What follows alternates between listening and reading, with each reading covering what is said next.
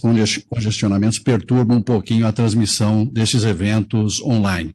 Então, agradeço muito a presença de todos vocês, eu gostaria de agradecer também aos patrocinadores, né, deste evento, tá certo? Que muito têm acreditado em nós, têm nos dado apoio neste momento de pandemia. Tá, eu recebi aqui a informação agora que o nosso amigo deputado Adalberto Freitas está presente. Adalberto, como vai? Tudo bem? Está bem aí? Me parece que você teve algum probleminha com a questão do Covid ou não? Graças a Deus estou bem. Eu tive o Covid aí, fiquemos assintomáticos durante aí umas 2 semanas, fizemos o tratamento, graças a Deus estamos bem, já estamos trabalhando. Tá? Deputado, muito obrigado. Agradeço muito o convite de voltar aqui, tá bom? Vou ficar um pouquinho, daqui a pouco eu vou entrar no outra live também com o pessoal meu, tá bom? Obrigado, tá muito parabéns. Bom. Parabéns. Obrigado. Parabéns. Obrigado. E é bom saber que a sua saúde está restabelecida, viu? Muito obrigado aí pela presença, tá bem? Eu agradeço. A Viviane também está dando um tchau para todos aqui, que ela tem um outro momento agora, tem uma outra reunião. Mas eu agradeço a presença de todos também, mais uma vez aí a presença dos nossos patrocinadores, né, que têm acreditado nesse projeto do Sindantar 50 anos. E hoje está aqui comigo o nosso assessor jurídico, o Vitor Safartes Meta, que ele é sócio do escritório Rosenthal Safartes Meta, que nos assessora. Esse escritório nos assessora há mais de 20 anos, se não me engano, já estamos com quase 22 anos de assessoria ao Sindantar. Isso é muito importante, né?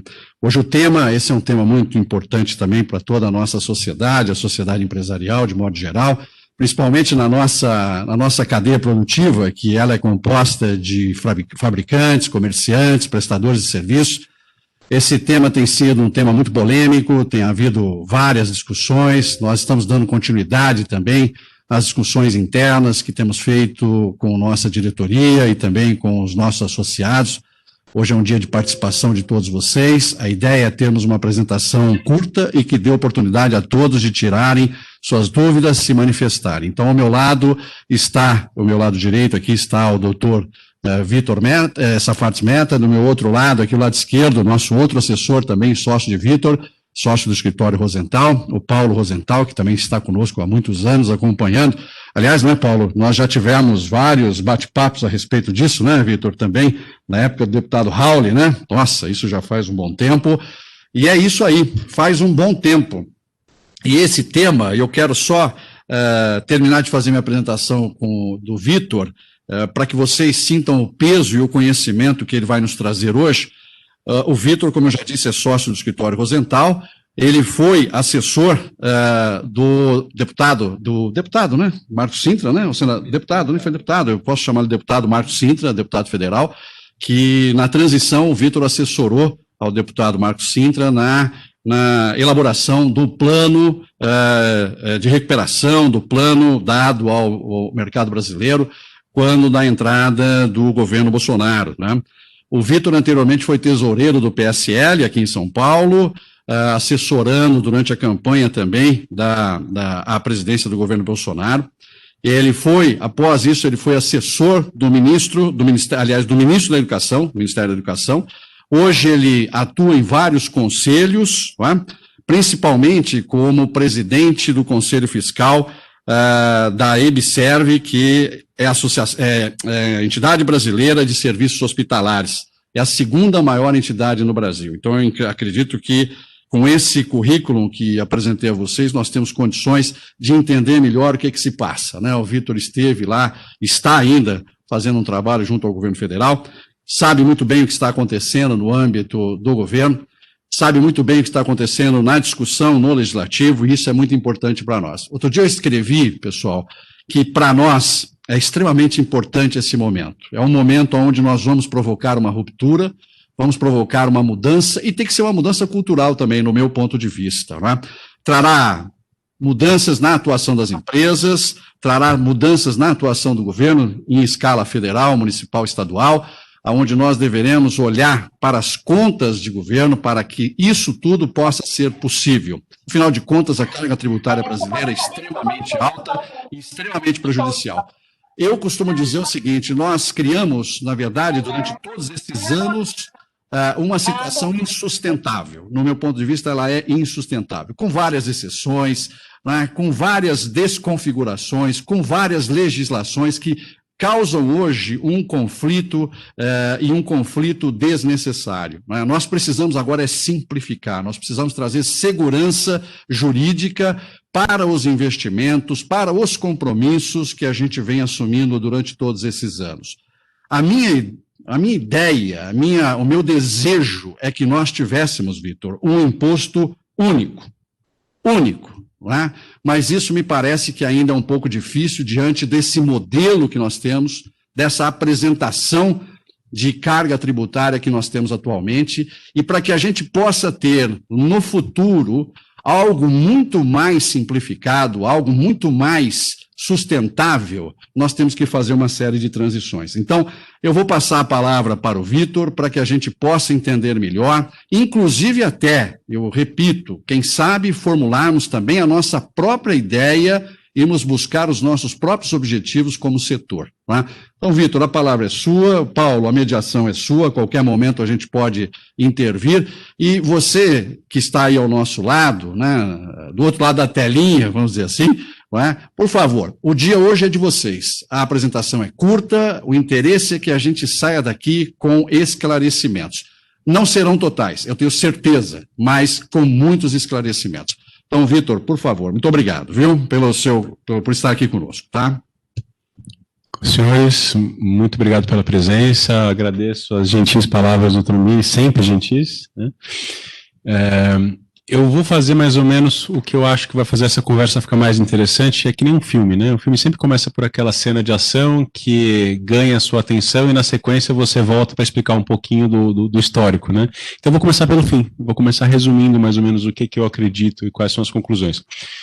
A gente tem alguns projetos de lei em pauta, alguns viáveis, alguns completamente inviáveis. Eu vou expor o que eu acredito que é ideal. Na sequência eu vou expor o que eu acredito que é prático e eu vou expor quais são as alternativas, para todo mundo estar bem ciente sobre a realidade na qual a gente se insere. Só não vou antecipar ainda nesse momento o que vai ser cada um deles. Tributação. Vamos esquecer um pouquinho de Brasil, vamos lembrar que a tributação é um campo que você pode comparar países com bastante simplicidade, bastante facilidade. Você tem uma série de rankings, indicadores e antes de ser moda, né, comparar experiências de países, o direito tributário já tinha facilidade em fazer isso. Qual que é a linha de tributação no mundo? Não tem uma só. Você tem a dos países ricos e você tem a dos países pobres. Mais ou menos é isso. Você tem aquilo que dá certo dentro de uma realidade e aquilo que dá certo dentro de outra realidade. Os países da OCDE, depois eu falo um pouco mais, a Organização para a Cooperação e Desenvolvimento Econômico, que hoje, infelizmente, se parece mais um cartel tributário, né, evitando que os países abaixem a carga tributária do que outra coisa, os países da OCDE, os países ricos, eles cobram majoritariamente sobre a renda. Os países pobres cobram majoritariamente sobre o consumo. E os países falhados, né, failed countries, cobram sobre propriedade. Então você tem a possibilidade de cobrar imposto sobre três coisas: renda, consumo, propriedade. Quem cobra sobre propriedade? O pessoal na Idade Antiga, na Idade Média, antes, né, os tempos antigos, você cobrava sobre propriedade. Você não sabia quanto dinheiro alguém ganhou, então você olhava pelo tamanho da fazenda, pelo tamanho da casa, por uma referência nesse sentido.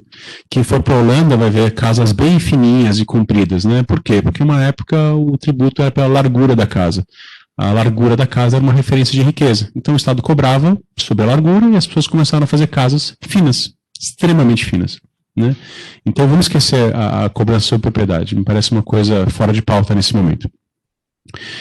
Agora a gente tem a grande dicotomia: cobrar sobre a renda ou sobre o consumo? Então, vamos lá, a renda me parece o mais justo, né? Todo mundo vê cobrar de acordo com a sua capacidade contributiva. Você ganha mais, você paga mais, você ganha menos, você paga menos. Mas será que ele é aplicável para o Brasil? Os países ricos cobram sobre a renda porque eles têm renda. A renda está distribuída. Você tem uma classe média bastante espalhada, bastante que permeia toda a sociedade. Você tem a renda bem distribuída, ou razoavelmente bem distribuída. Nos países pobres, Brasil, Turquia, México e por aí vai, você não tem renda, você tem renda extremamente concentrada.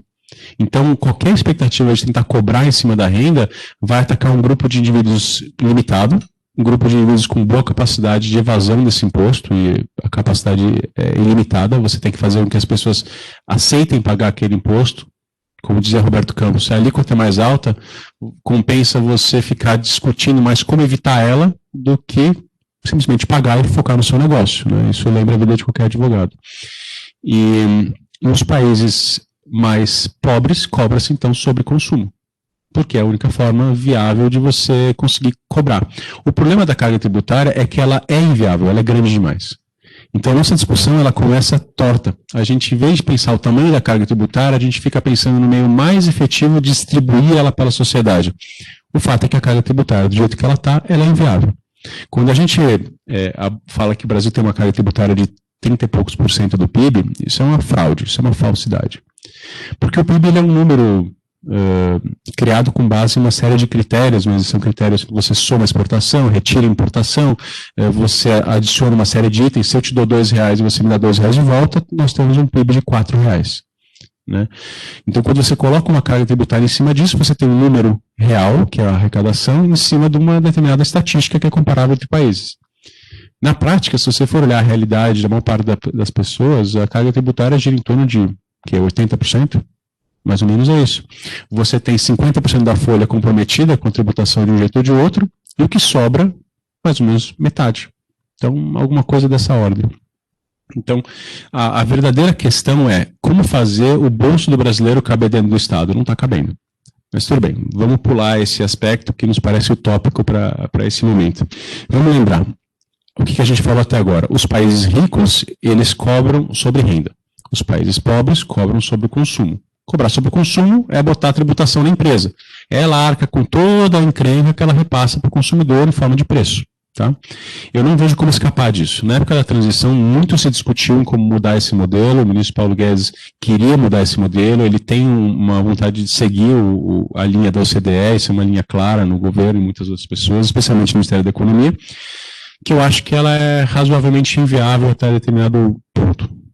Você aumentar uma alíquota de imposto de renda de mais de 27,5% e pedir para que essas pessoas soneguem de um jeito ou de outro. Eu não acho razoável.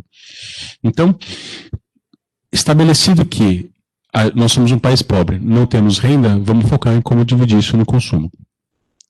Vamos falar um pouco dos projetos que a gente tem em discussão.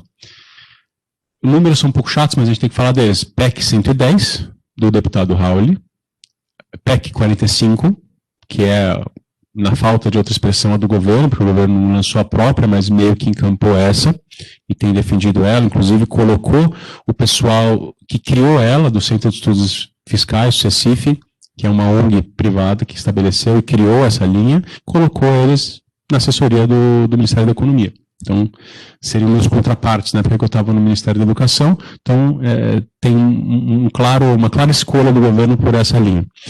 E você tem também a linha da CPMF, que é uma linha que corre por fora. Né? Vamos explicar como que o governo consegue defender duas coisas ao mesmo tempo, qual que é o sentido disso. A PEC 110, eu comecei a olhar ela com bons olhos, eu gosto muito do deputado Raul. Ele não é mais deputado hoje, na época era, e eu tive a oportunidade de passar praticamente uma tarde inteira na época da transição, no final de 2018, conversando com a equipe dele. A minha esperança se esvaiu rapidinho. A equipe é boa, mas ela é uma equipe composta de fiscais. O viés deles é fiscalista, a intenção deles é aumentar a carga tributária, claramente, eles não querem que os estados e municípios concorram entre si, reduzindo a carga tributária, oferecendo as melhores oportunidades para os contribuintes. O que eles querem é que todo mundo cobre o máximo possível. Então, ele é um sistema que, por si só nesse montante, só nesse aspecto, ele já não presta. O segundo é que ele é cheio de pegadinhas, né? Acima de tudo, eu vou resumir a PEC 110, porque a gente não vai perder muito tempo com ela. Alguém lembra da história da Pax Romana? Né? Os romanos, eles vão lá, criam um deserto, matam todo mundo e chamam aquilo de paz. A PEC 110 é mais ou menos isso. Ela destrói a federação, né? Tira o ICMS, a capacidade dos estados regularem os próprios impostos, tira dos municípios, destrói tudo isso e fala, pronto, agora temos segurança jurídica. Eu não acho que é por aí. Eu não acho que a solução da nosso caos tributário passa por concentrar mais poderes na União.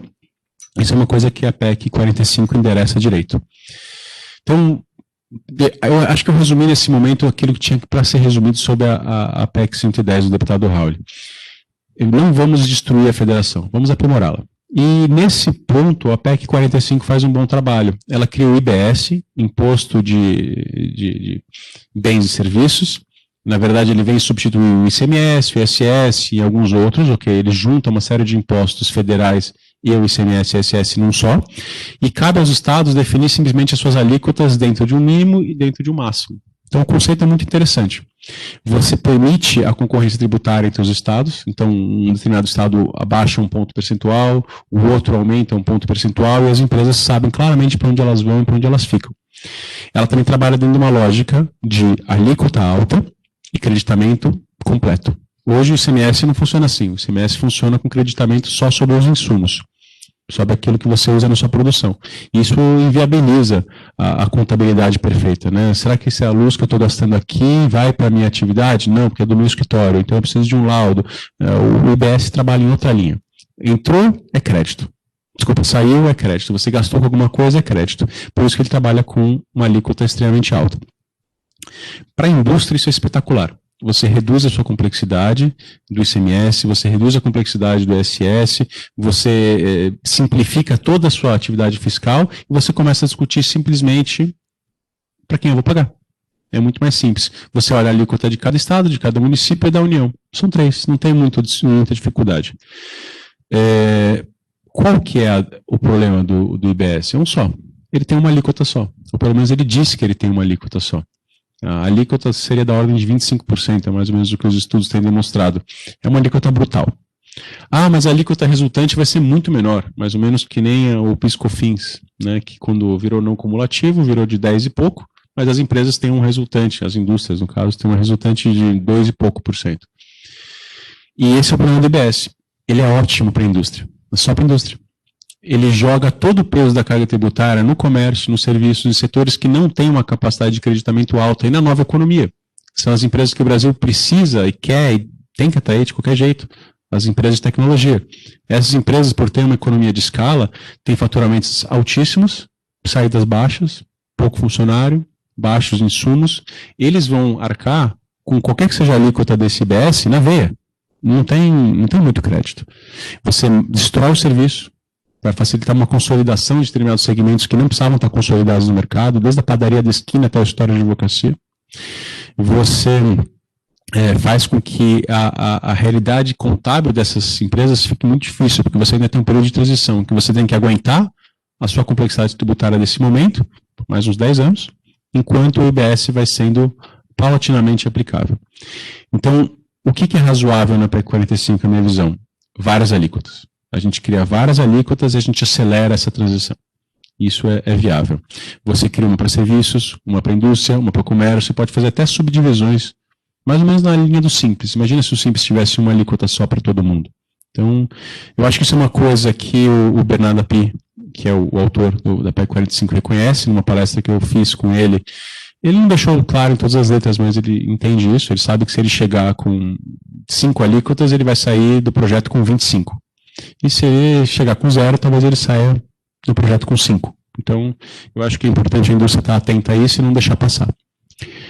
Então, resumindo, quais são os problemas da PEC 45? A falta de várias alíquotas separadas por setor e o fato de ser um cheque em branco. Hoje você está criando um sistema e você não sabe qual é a alíquota final. Então, esse é um pepinão. Agora, vamos colocar uma reforma tributária dos sonhos. Quando eu apresentei para o presidente Bolsonaro, que na época era candidato, o que eu achava que era um plano de governo adequado, apresentei em vários setores, mas no tributário ela estava separada em 3 níveis. Então você tinha um nível, caso não conte com o Congresso e não conte com a aprovação de mais ninguém. Vocês vão fazer só o uso do Executivo, só o uso da máquina federal. No segundo campo, caso a gente tivesse apoio do Congresso só para projetos razoáveis, uma coisa que os dois lados entendem, dá para passar. E o terceiro era se a gente tivesse apoio completo do Congresso. Então seria a minha reforma tributária dos sonhos. Eu acredito que uma boa reforma tributária ela pode ser feita só no primeiro item, só mudando a Receita Federal, só mudando o entendimento que a Receita Federal tem sobre as coisas. O que a Receita Federal tem feito nos últimos anos é aumentar a carga tributária por meio de mudança de entendimento. Então ele entende que aquele imposto que existe há 10 anos, de repente não é mais assim, tem que ser cobrado assado. E é sempre para cima. Então a carga tributária tem aumentado ano após ano e não sai uma lei aumentando a alíquota. Então essa é uma malandragem que tem que ser combatida pelas indústrias de uma forma concentrada. tem que listar todos esses itens, que tem sido aumentado nos últimos anos por mudança de entendimento, e pedir que a Receita Federal seja amiga do contribuinte, não seja um órgão hostil, né? Eu acho que isso dá conta de fazer uma mudança tributária brutal, porque o Brasil, ele tem uma legislação tributária que não é ruim, só que a nossa cultura é uma cultura da burocracia, é uma cultura do litígio, é uma cultura da complexidade. Isso faz com que nós sejamos o campeão absoluto do número de horas gastas. Então, o problema do Brasil é cultural. Enquanto a gente não resolver o nosso problema cultural e atacar as instituições que organizam, mesmo o melhor dos impostos ele vai ser destruído pela máquina. Então, não adianta apresentar para eles um imposto simples, eles vão complicar. Porque existe toda uma estrutura de pessoas para complicar aquilo. Eles não fazem mais nada na vida a não ser trabalhar em cima daquela informação. Se aquela informação for simples, eles endoidam, sei lá como fala isso. Então, realmente, a burocracia federal tem que entender que algumas coisas têm que ser simples e eles têm que achar alguma outra coisa para fazer nos seus respectivos temas velhos, né? Então, o trabalho tem que ser brigar com os órgãos da administração, que tem muita autonomia. Agora, imposto tributário, a reforma tributária ideal, imposto único, né? Como é que o governo defende duas coisas ao mesmo tempo? Defende uma CPMF, defende uma PEC 45 ao mesmo tempo.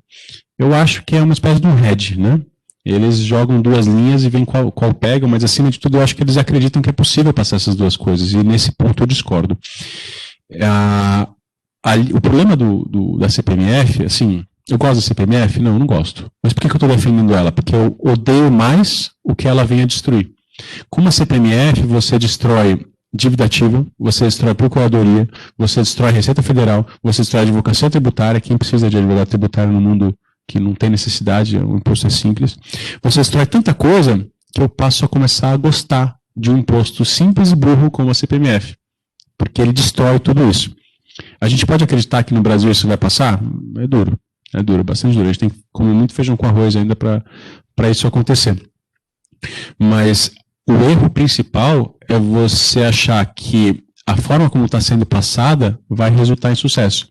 A CPMF hoje, ela está sendo empurrada para ser criada como uma referência, tirando o imposto o INSS sobre a folha de salários.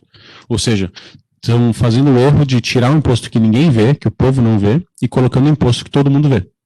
Então, vai ser se passada, se aprovada, a CPMF nova, com o nome de MF, qualquer que seja, vai ser o imposto mais antipopular, impopular do mundo.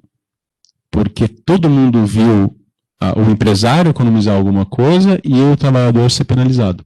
Vou tentar fazer algum arranjo por trás, mas não vai dar certo. O que eu acho que é razoável? Tira o IR da pessoa física. Faz com que todo trabalhador economize um dinheiro no mês seguinte. E aí ele vai ver uns débitozinhos na conta dele e não vai se incomodar tanto. Se você tem um imposto único, você destrói toda uma superestrutura de cobrança tributária. E essas pessoas vão lutar para que não tenha esse imposto único. Então, se você quer saber a minha opinião, eu gosto da ideia de um imposto único, mas ele tem que ser único, ele não pode ser mais um. Não pode ter dois, não pode ter três, tem que ser um só. Aí eu apoio. Ele é horrível, mas ele é melhor do que as coisas que ele destrói. Então eu gosto. O que é razoável, crível, dá para passar? Uma PEC 45 com várias alíquotas e cheque assinado, não cheque assinado e cruzado, não cheque em branco. Eu quero saber quais são as alíquotas. Eu quero que o projeto de lei ordinária seja apresentado junto com o projeto de lei complementar. Qual que é a alíquota final? É 25 ou é 30? Eu quero saber. Isso é essencial. As empresas têm que ter condições de calcular, porque a gente não confia em governo enquanto instituição, independente de quem está ocupando, porque quem exerce o governo sempre são os funcionários. Então, neles não é possível ter uma confiança, eles agem enquanto instituição. Então, eu quero esse cheque fechado, assinado e cruzado. E essas são as duas demandas que a indústria deveria ter, na minha visão, nesse momento. E não só a indústria, né, o sindicatário. E o que a gente não deve fazer em todo momento é cair no canto da sereia de querer cobrar dividendos, querer cobrar sobre a renda, querer cobrar sobre alguma coisa que já se mostrou inadequada para países como o Brasil e que vai levar a muito empresário a simplesmente optar por um outro lugar para trabalhar, ou vai complicar ainda mais a realidade das empresas, fazendo com que o fisco não só tenha que ver o que você ganha, mas também ver o que você gasta. Então, a cobrança sobre dividendos seria o maior tiro no pé, na perna e na coxa que existe na face da Terra. Você ia aumentar a complexidade tributária, você ia colocar uma alíquotazinha super pequena e não ia compensar, você ter que crescer ela muitas vezes para valer a pena, porque se você sabe que para cada ponto que você desonera de tributação corporativa das empresas, você tem que aumentar 5, 6 pontos, 10 pontos de cobrança de dividendos. Qual que é a margem líquida das empresas?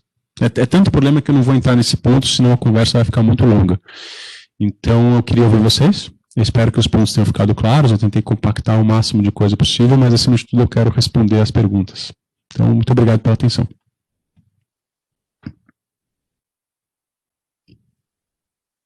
Bem, Vitor, muito obrigado aí pela sua exposição. E tenho certeza absoluta que teremos aí as perguntas para serem respondidas. Paulo, você já recebeu alguma pergunta? Guilherme está aqui também nos assessorando. Alguma pergunta? Se quiserem abrir os microfones, nós estamos com 22, né? Acho que vamos abrir o microfone de todos. E quem quiser participar é só levantar a mão aí ou iniciar a sua fala. Antes que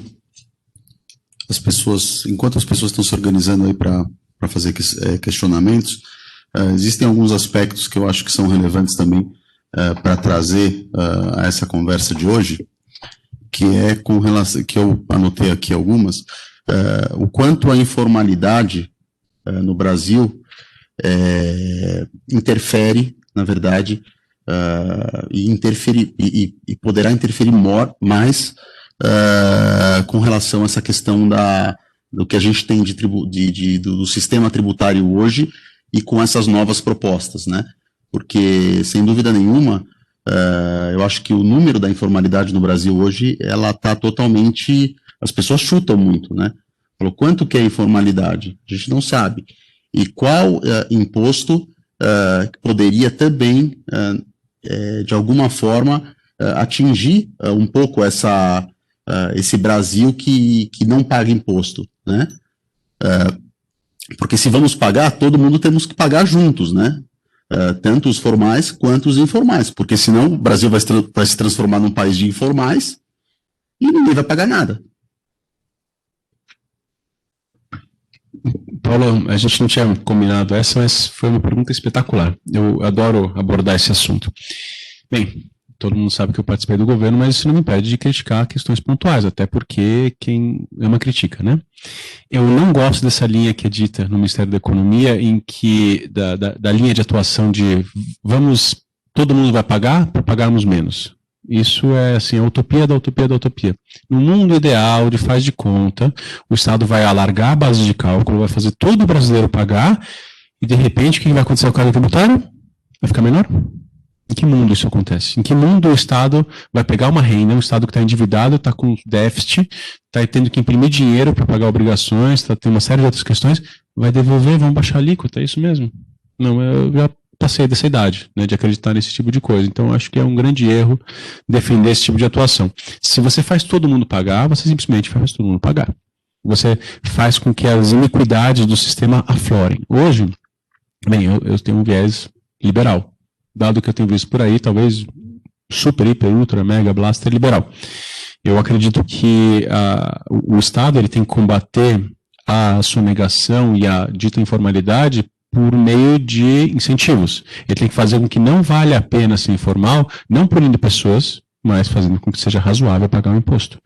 A maior parte das pessoas não quer trabalhar de forma informal. Eles querem trabalhar bem. Para você fazer o sujeito não ter renda, não ter caixa, tem que fazer 1000 estratagemas e tudo mais, você tem que, na verdade, estar forçando um pouco a mão dele. Se a carga tributária é razoável, você faz as pessoas pagarem, não vale a pena. 10% de imposto, aqui é o simples, paga aqui um pouquinho. Esse não é um grande problema. Então, eu acho que, dito de outra forma, a gente não tem dados, né, sobre informalidade, estimar aquilo que não pode ser estimado, mas eu acho que a informalidade ela acaba servindo como um termômetro da realidade tributária. Você tem uma informalidade grande é porque você tem uma carga tributária irreal, irrazoável. Então, se a gente destrói esse termômetro, é que você medir a temperatura da pessoa na entrada do prédio para saber se ela está com Covid. Se ela tomou algum remedinho para baixar a temperatura, não vai aparecer. Então, não é exatamente essa linha que eu acho que a gente tem que fazer, buscar acabar a informalidade. Eu vou citar para isso um dado que eu obtive do deputado Raul, da equipe dele. Eu, como eu disse, eu não gosto do projeto, mas eu gosto muito dele. 70%, grosso modo, 70% da arrecadação do ICMS vem de 7 setores-chave. Eu chamo de setores de gente grande, né? Setores que mexem dinheiro pra caramba. Então, é construção civil, é combustíveis, é ferro e aço, é energia elétrica, água, telefonia. Esse tipo de coisa, 7 setorzinhos, não é muita coisa. Eles movimentam praticamente toda a arrecadação do ICMS. E todos os outros 200, 300, 400 setores que existem, juntos somados 30%. Então, dá aquela impressão que, na verdade, o Estado está te cobrando para encher teu saco, porque realmente ele não precisa, ele não usa muito esse recurso, isso cria uma complexidade, às vezes, maior do que vale a pena. O fato é, as grandes empresas giram grande dinheiro. O Zé da Esquina, que faz aquela informalidadezinha, eu não acho tão marcante assim. Eu não acho que esse tem que ser realmente o foco. Não vamos focar em acabar com a vida do Zé da Esquina. Esse cara usa o pagamentozinho dele no dinheirinho e tudo mais, tem que ser viável. Adam Smith falava que a cobrança tributária ideal era aquela que custava menos para o cobrador e atrapalhava menos o cobrado, inclusive com relação à data. A gente não está fazendo isso hoje em dia, especialmente com substituição tributária, a gente faz exatamente o oposto. Então eu acho que o nosso foco tem que ser outro. Tem que ser fazer com que o pequeno se regularize, não com uma isca, para depois aumentar a carga tributária dele, mas dentro de uma lógica de fazer todo mundo virar simples. Não deixar o cara preso no simples e depois jogar ele no inferno, que acontece quando ele passa o percentual de o número de faturamento máximo. Então a gente tem que focar em simplificar a vida de todo mundo e não criar categorias, né? A nossa cabeça no Brasil é essa, a gente pega e faz uma faixa para um ônibus passar melhor. A gente não melhora a vida de todo mundo, a gente cria uma categoria preferencial. Então, eu acho que o foco tem que ser esse, melhorar todo mundo.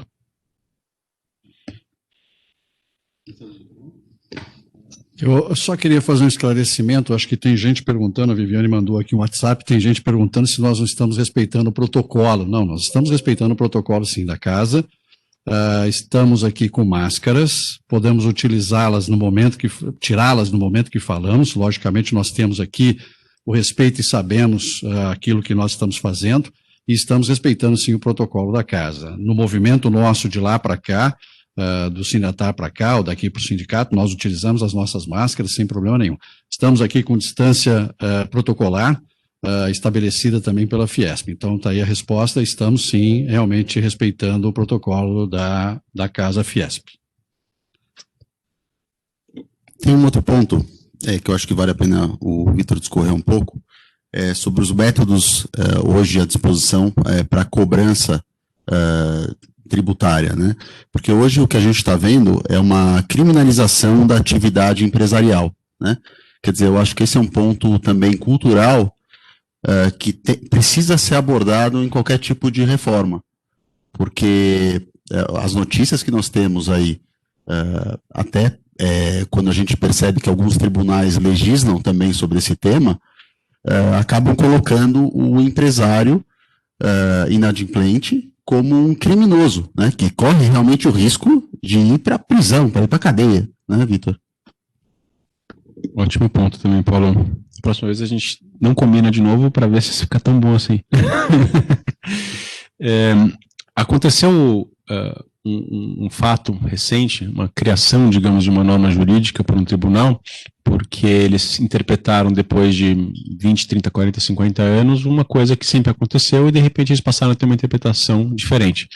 É uma das coisas mais perniciosas que pode acontecer no direito, na minha opinião. O direito tributário, o direito como um todo, a lógica é passar segurança. Então, o direito que não passa segurança não é direito. Ele pode ser um mandamento do governante, ele pode ser a vontade daquele que manda em você, ele pode ser qualquer coisa, ele não é direito. Direito é segurança jurídica e mais nada. Não é mais nada. É, acima de tudo, segurança jurídica e justiça, ok.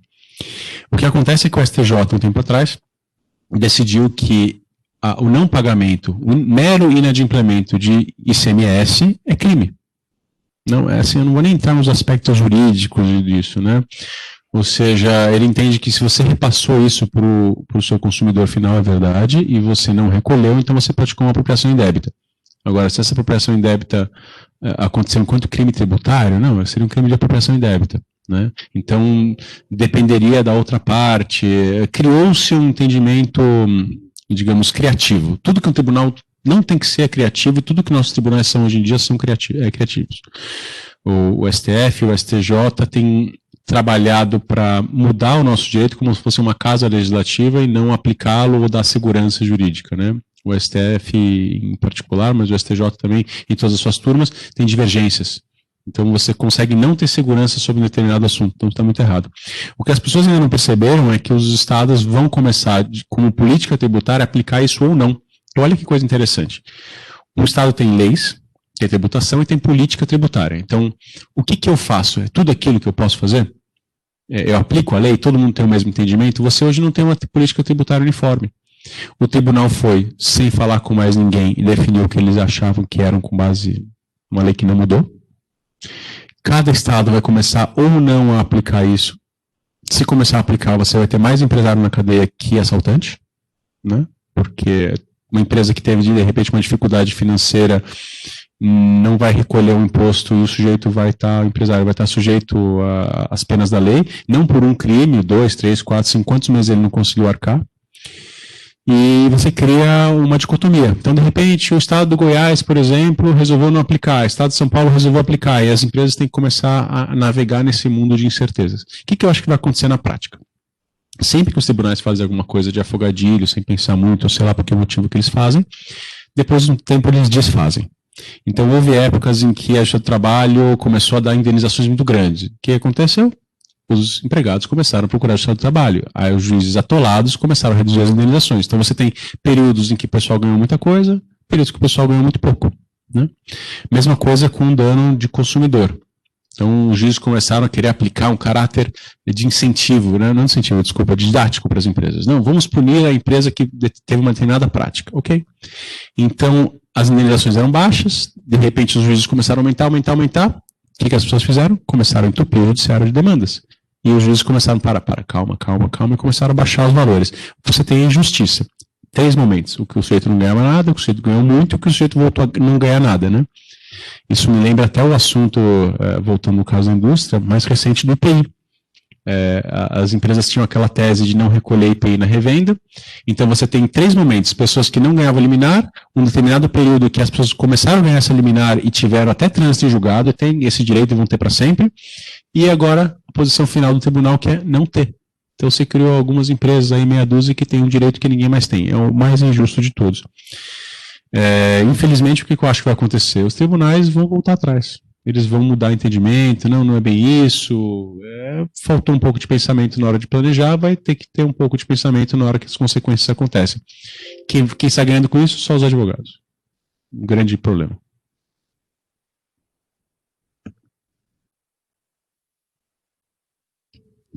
Só para contextualizar um pouquinho, Vitor, final de semana passada, eu estava retrasado, eu estava no interior de São Paulo, e o interior que eu digo é uma cidade que fica a 10 quilômetros da divisa do sul de Minas Gerais.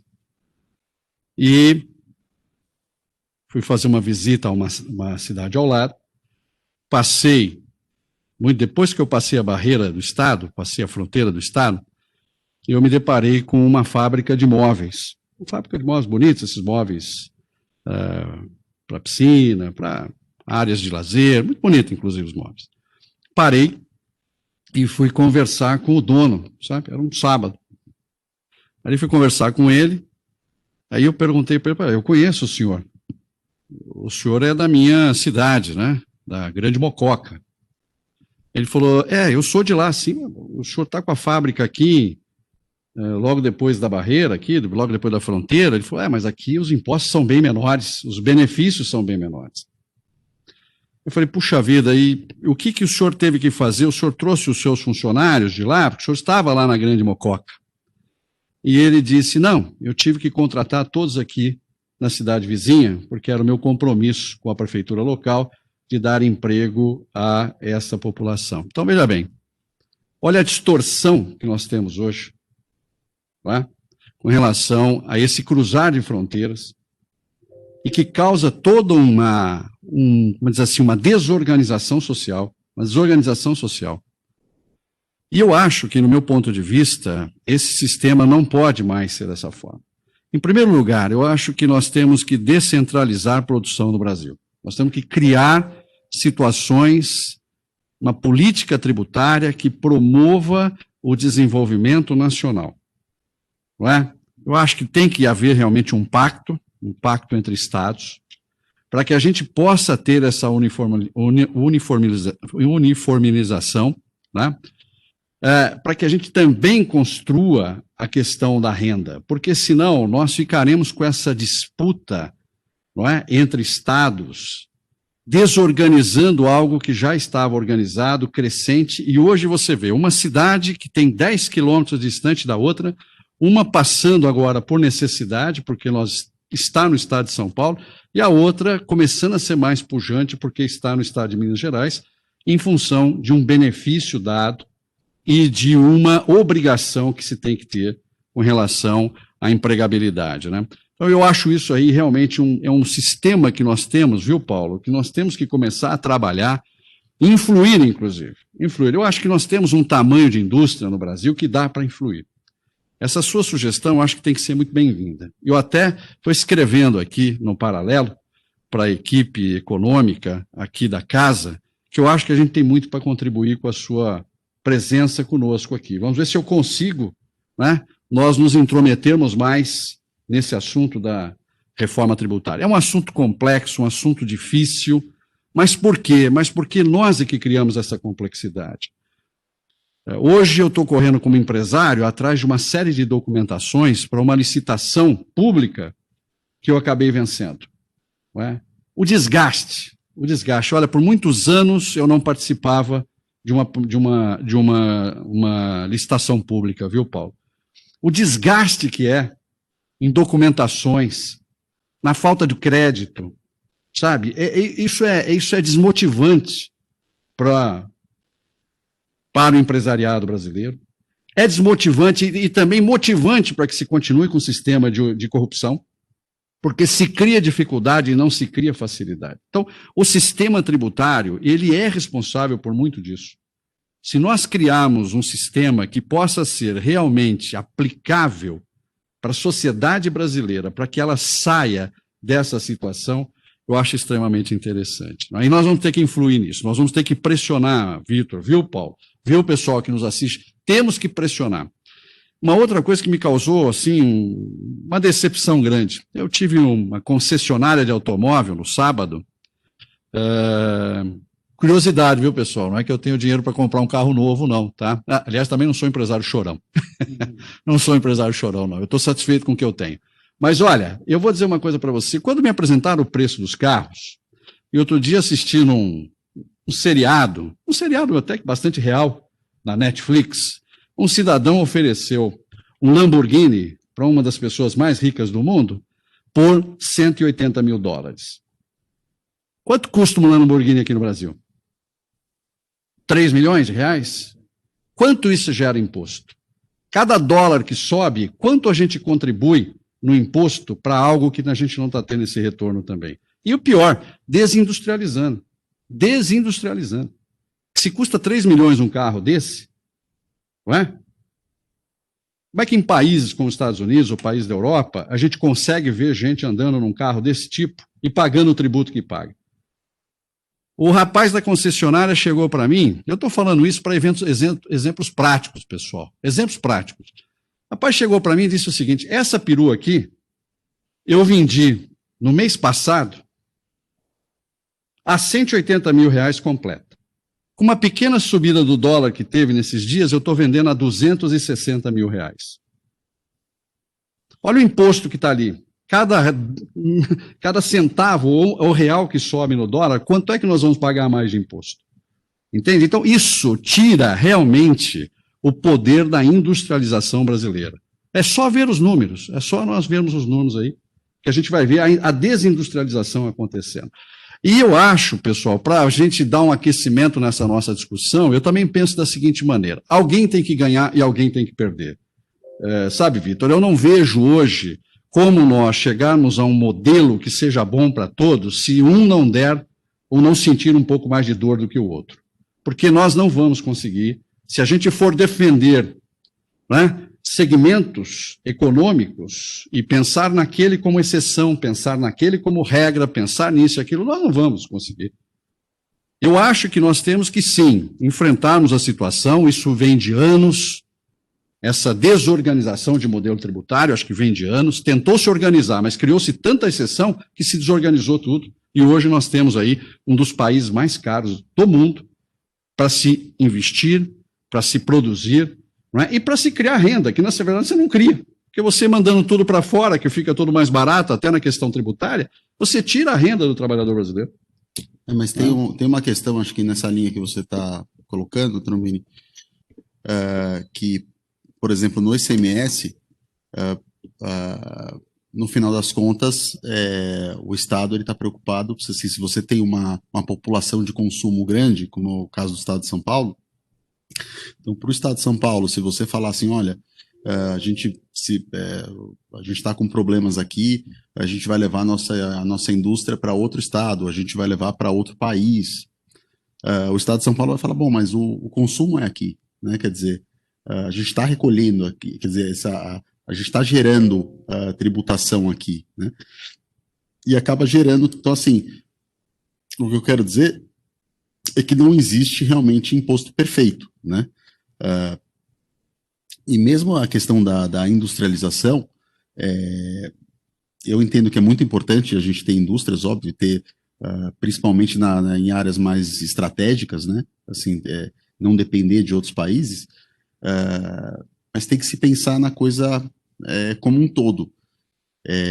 Foi muito marcante até o trabalho que a gente teve aqui nesse sindicato, em outros sindicatos que a gente trabalha, associações, quando a gente foi discutir isso com diversos governos, né, e o ponto de vista deles, quando você vai conversar numa secretaria da Fazenda, o ponto de vista é de arrecadação. Assim, bom, eu não vou ter essa fábrica aqui, eu vou ter ela em outro estado, mas eu vou continuar arrecadando aqui.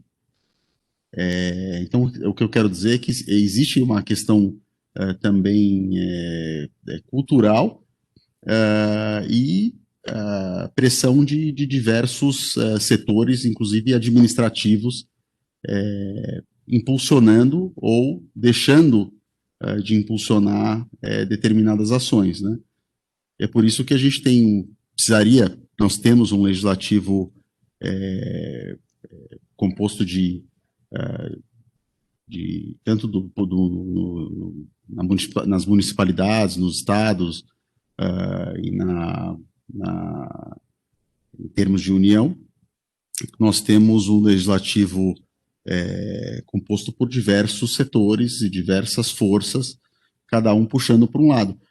E, assim, eu pessoalmente não sou tão otimista de que nós vamos conseguir realmente ter uma grande reforma. Eu tenho um ponto para complementar o que o Paulo e que o Trombini disseram. Eu concordo integralmente com os pontos deles. E o que eu extraí daí? A gente está falando de valores. A gente tem dois extremos para trabalhar. Por um lado, a competição entre os estados, municípios e entes federativos, ela permite que os estados briguem pela essa receita. Então, por um lado, o sujeito lá de Extrema foi lá por conta de benefício tributário. Ok, benefício Extrema. Se São Paulo seguir a mesma linha, beneficia São Paulo. E por aí vai. A competição tributária é uma coisa interessante. Por outro lado, se você também cria a possibilidade de cada um inventar o que quiser, você começa a criar o caos tributário que o Trombini estava reclamando. Então, a gente não quer nenhum nem outro.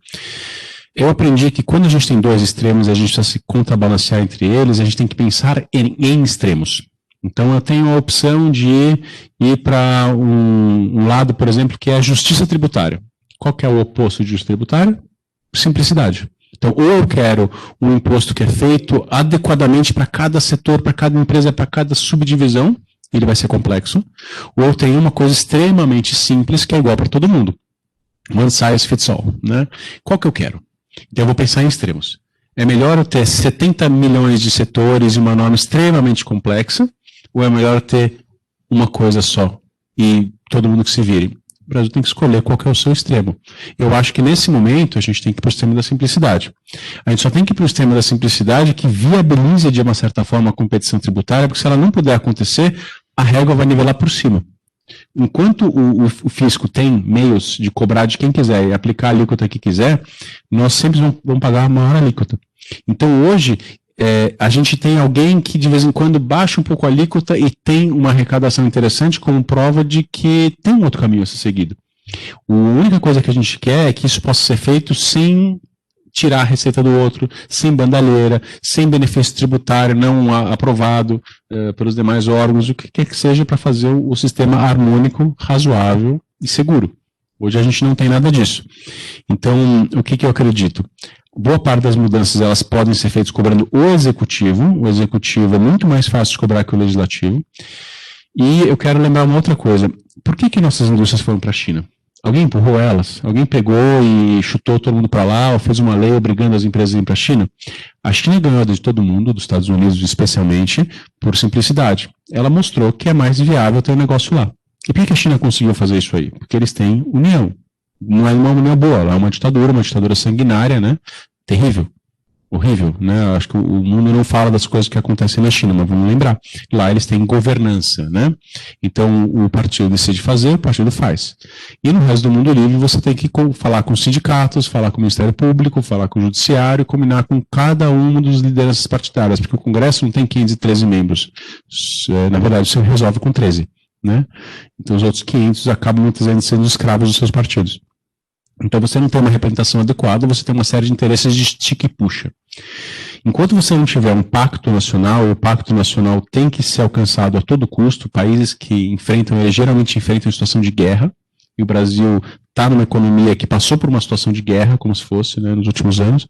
Não deixemos os eventos recentes nos enganarem, então está vendo uma pujança maior. O Brasil passou nos últimos anos por uma situação equivalente à de guerra. Sem essa união nacional e um norte claro, a gente não vai chegar a lugar algum. Então, é pegar, saber quem responsabilizar, juntar os três poderes e cada um cumprir a sua parte no sentido do Brasil ir num determinado sentido. Qual o sentido que a gente quer? É mais tributo?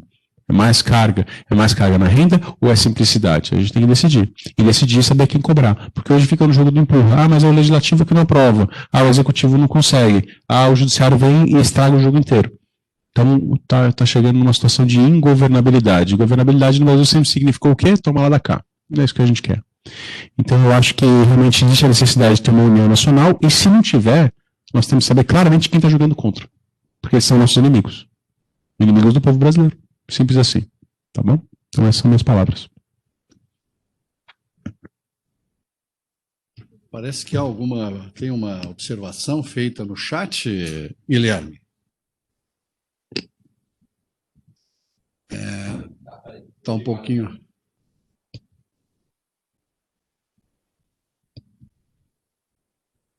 Tenho.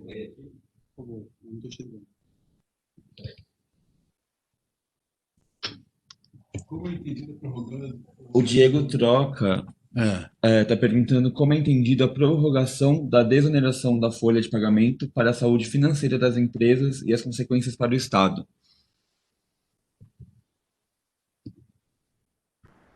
Na verdade, aí não tem tanta novidade, né? É como o Tromini falou, você tem ganhadores e perdedores. Alguns setores estão estourando o rojão, algumas determinadas empresas estão estourando o rojão, por isso poder ser prorrogado meramente, para eles estar valendo a pena, e outros estão sendo penalizados e não gostam disso. O que eu sempre acreditei nas reformas tributárias é que, independente da nossa escolha, a gente tinha que criar um período de opção. Que nem com o COFINS, né? PIS/COFINS. A legislação era antiga, lá de 2003, mas ela permitia que o contribuinte optasse, em determinadas circunstâncias, pelo não cumulativo e pelo cumulativo. Isso, acima de tudo, não a cabeça de algum burocrata iluminado, vai mostrar o que é melhor para as empresas. Qual que é o caminho que elas quiseram? Simplicidade ou complexidade e justiça? Não é o caminho que se adotou aí. O ideal, na minha opinião, seria a desoneração, ela é para ser uma coisa neutra. A gente cria um tributo que é neutro. Olha, gente, eu estou dando para vocês duas bases de cálculo. Escolham quem é lucro real e presumido. Cada empresa faz a escolha que é melhor para ela. Você tem uma agência de publicidade, você tem uma empresa de prestação de serviço, margem alta. Você vai para o lucro real? Só se for obrigado, né? Para você é interessante. Você vai para o lucro presumido? Ok, se puder eu vou. Cada um faz a sua escolha. O ideal dos projetos que fosse assim. Mas, infelizmente, não é o que a gente faz. A gente fica toda hora nessa expectativa do Estado dar sequência em um benefício para um setor ou para outro setor. Como o Tomini disse, a sociedade brasileira tem que ser tratada como um todo, né? Os perdedores e os vencedores vão surgir, obviamente, é que nem mais ou menos no Covid, né? Teve setores extremamente vencedores, setores extremamente perdedores. Mas isso tem que ser mitigado ou na criação de uma estabilidade. As pessoas convivem com a estabilidade. Elas se adaptam a ela. O que não dá é para ficar toda hora forçando a readaptação. Olha, ou o seu setor ganha, amanhã o seu setor perde. Então o que a gente precisa é uma política tributária unificada, de união nacional, juntando os três poderes, e se me permitir o quarto poder, que não é a imprensa, hoje a imprensa está descentralizada, o quarto poder é o funcionalismo público. O funcionalismo público manda mais na máquina do que qualquer chefe que entre lá a cada 4 anos. Então, a junção entre os 4 poderes, represente pelos sindicatos, represente pelo como quiser, entre todos os players, num sentido único. E se esse sentido não pudesse ser obtido, eu quero saber quem não deixou o barco ir para esse sentido. Se a gente está para cair num precipício e tem alguém que está empurrando no sentido do precipício, eu quero saber quem é. Então, eu acho que isso é uma bandeira essencial. Olha, Vitor, você deu um exemplo agora que me chamou a atenção por esses dias, até mandei alguns links aí para a nossa diretoria, no nosso grupo, não é?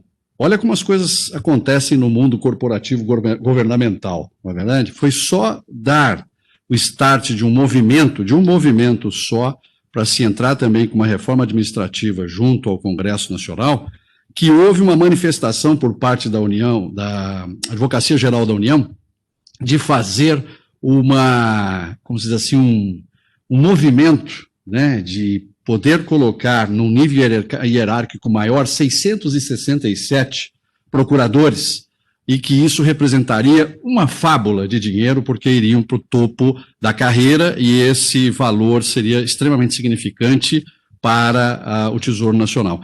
Vejam o que isso pode acontecer, né? Faz acontecer. Tá certo? Você falou muito bem. Eu não vi nesse momento todo aí um movimento que pudesse. Eu não sou contra o funcionalismo público, não sou contra. Eu acho que também todos devem ganhar de acordo com o seu mérito, mas não de acordo com lei, com medida provisória, não é? Com as coisas acontecendo como acontece. Olha a quantidade de dinheiro que iríamos. E aí alguém, talvez de bom senso, resolveu perceber que não se deu muito bem na opinião pública e a coisa voltou. Não está cancelado, está suspenso, né, esse movimento, para que se haja aí um aumento de salários e um aumento de carreira, né, uma posição nova na carreira de um procurador do governo, né, vamos dizer assim, da AGU, tá certo?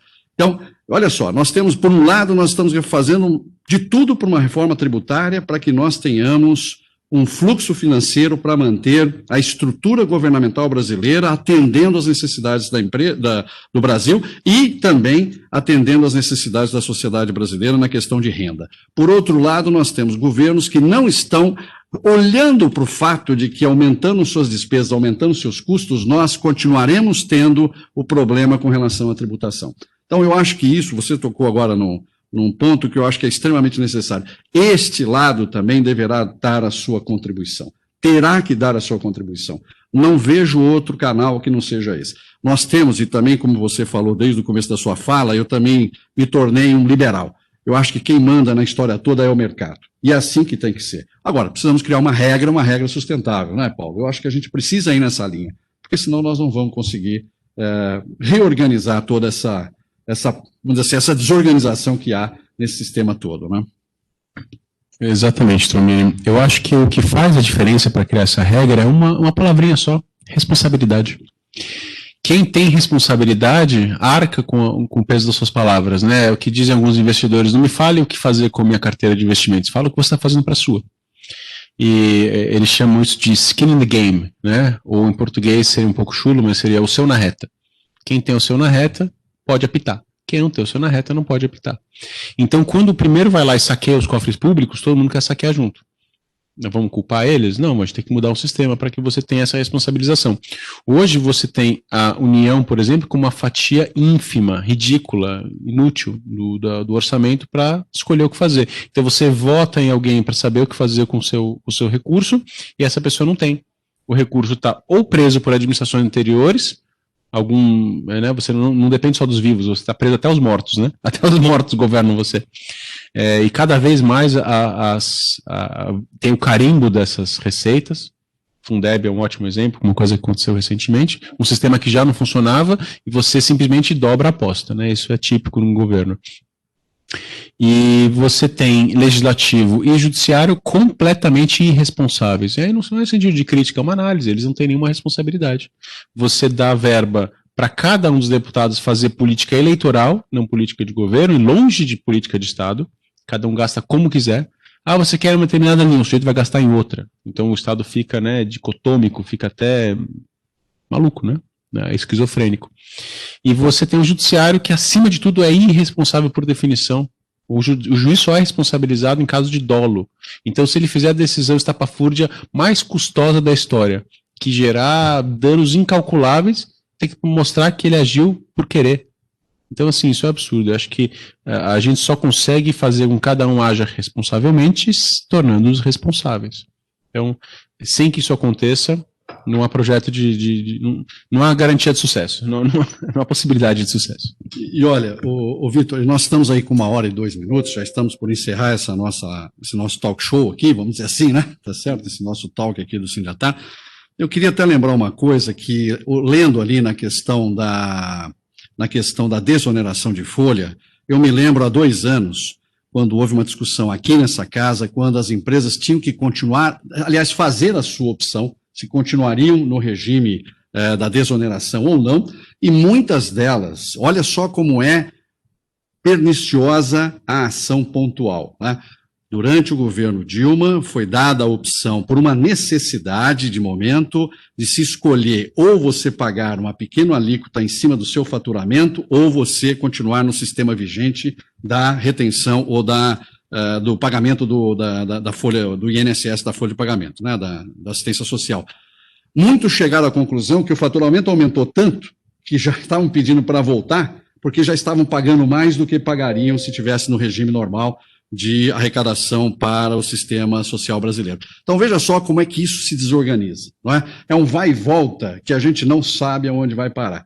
Por isso que eu falo, pessoal, nós vamos ter que realmente assumir o nosso papel como empresários, como profissionais do setor, profissionais financeiros, nós temos que assumir esse papel de mudar esse estado e esse status, né, de coisa aqui no Brasil, tá certo? Então, eu acho que nós temos que nos movimentar já. As nossas discussões, você já é a 2ª vez que vem aqui, né? Sempre muito bem-vindo, Vitor. Muito obrigado, viu? Você também, Paulo, está sempre conosco na discussão desse assunto. Vocês também estão sempre presentes na discussão, mas eu acho que agora chegou o momento da interveniência. Eu acho que a gente tem que intervir para poder realmente garantir que a gente possa ser também mais produtivo e possa cooperar. Não vejo outra situação. Repito, pessoal, eu não vejo outra, essa é a opinião particular, né? Alguém terá que perder para que o outro possa ganhar e a gente manter um equilíbrio e construir uma nação muito mais sustentável em termos tributários e fiscais do que nós temos hoje. Acho que é esse o ponto, viu? Tem mais alguma pergunta?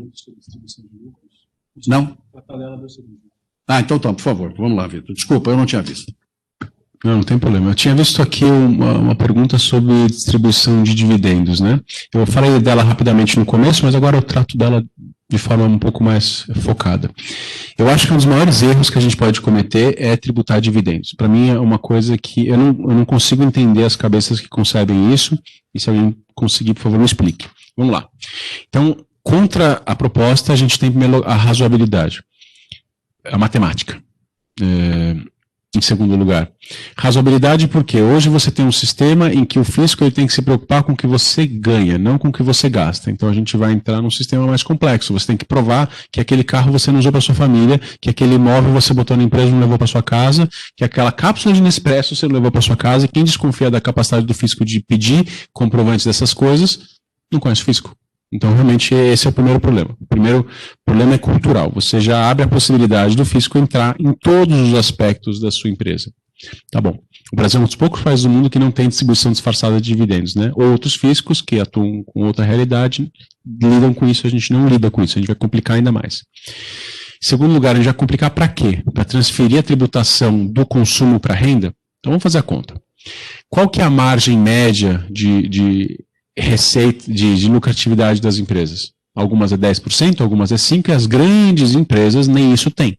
Então, o Uber fatura pra caramba. eu não lembro o número agora, mas não dá lucro. Um monte de empresa da internet não dá lucro, um monte de empresa passa por dificuldade e não dá lucro. O fisco vai abrir mão de uma receita garantida, que é sobre o que a empresa vende, para ir para uma receita estável, variável, indefinida e que pode ser postergada de eterno. Então, e por fim, a matemática está contra isso. Se as empresas faturam, vamos dizer, elas lucram 10% em média, tem setores que lucram pouco, setores de serviço lucram mais, vamos chutar que seja 10%, tá bom? Tá razoável para todo mundo.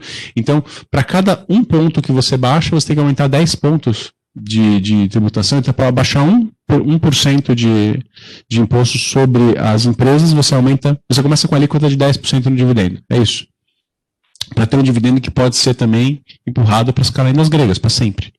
Você pode viver só daquele dinheiro que você precisa e você deixar na empresa tudo que você ganhou. Então você não vai pagar só quando você tiver necessidade de usar esse dinheiro daqui 10 anos, 20 anos, 100 anos ou nunca.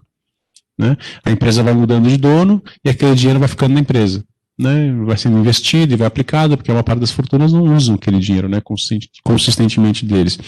Então eu acho que a pior ideia que alguém já teve. Péssimo, horroroso. Espero que tenha passado a ideia, claro. Se eu errei na matemática, me perdoe, mas o conceito é esse.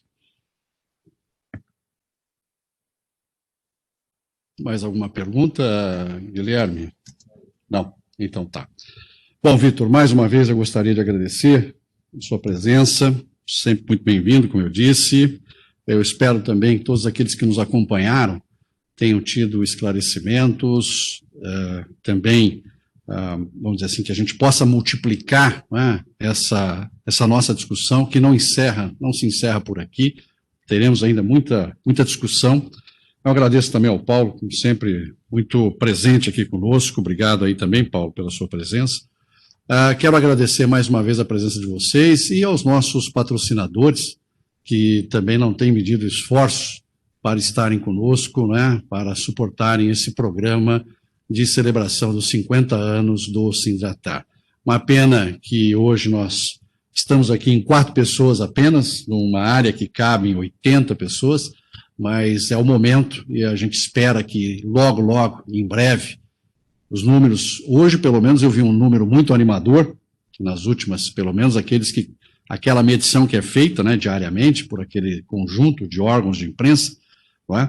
Mas eu vi uma notícia bem boa, bem razoável, que o número de mortes em 24 horas foi medido entre ontem e hoje, e estamos na faixa de 324 óbitos, não é?